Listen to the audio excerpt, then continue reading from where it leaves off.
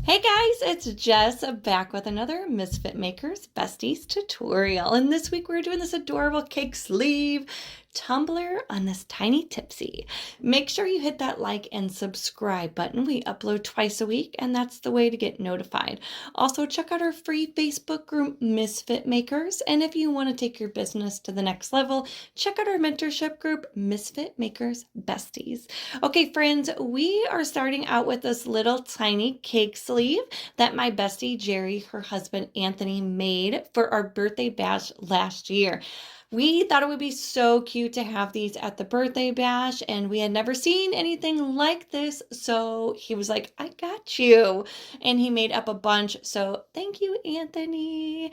But we are going to start by prepping our cake sleeve. I'm going to go in with my pop of color, of course, and do a nice base coat on it.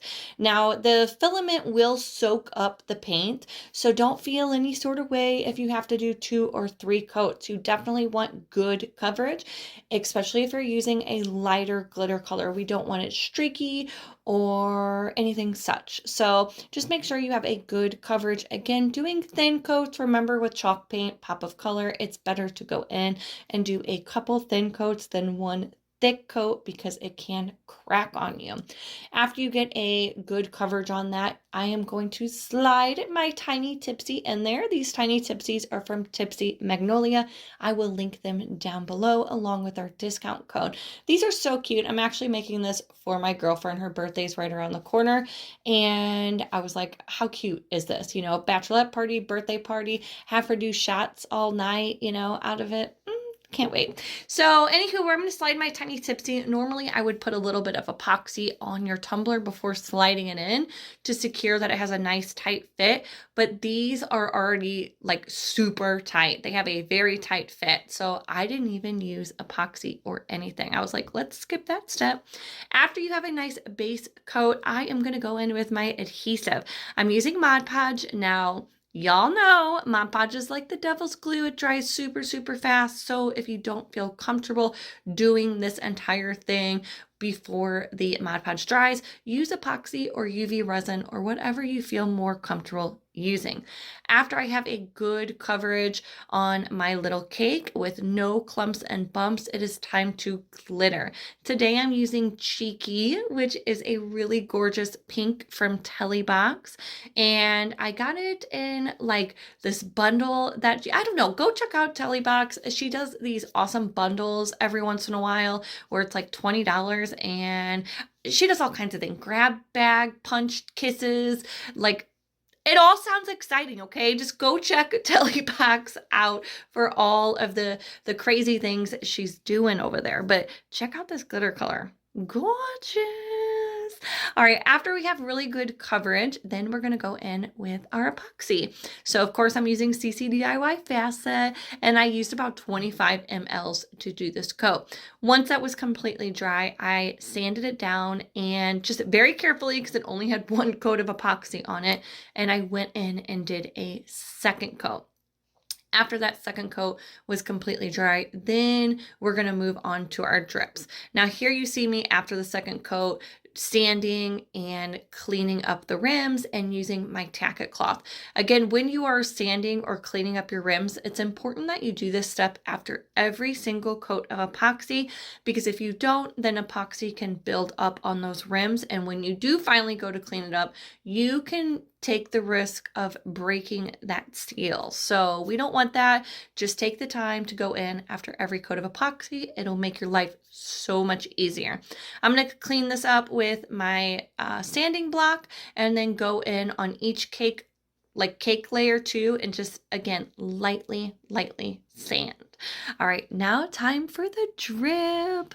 So I'm going to go in with my purple pop of color and we are going to add just a little bit. I already have my epoxy mixed up. This is 20 mLs of Fast Set from CCDIY. The more junk you add to your epoxy, the higher the risk is for it to flash cure, okay? So when you're adding color, a color to it, you only need a little bit, guys, okay? So I just added a little tiny squirt. Once that is completely mixed up, then I always like to use either nice and thick, that is my preferred method, but I use, or my preferred product. I use nice and thick so much that I'm always running out though. So a good thing to have for a backup is just cornstarch. Again, if you use the products that are meant for what they're meant for, nice and thick is a product that is meant for epoxy, then it's going to work a little better. So of course it works better than cornstarch, but again, I fly through that stuff. So I'm just going to keep adding it and adding it and adding it until I am comfortable with the thickness. I want it to be like Laffy Taffy, super thick where it is not going to run down my tumbler. That is not the look I'm going for. I want this to look like icing, so I want it to stay closer to the top. I'm using a popsicle stick and I'm only adding the tiniest bit of epoxy to the end of my popsicle stick.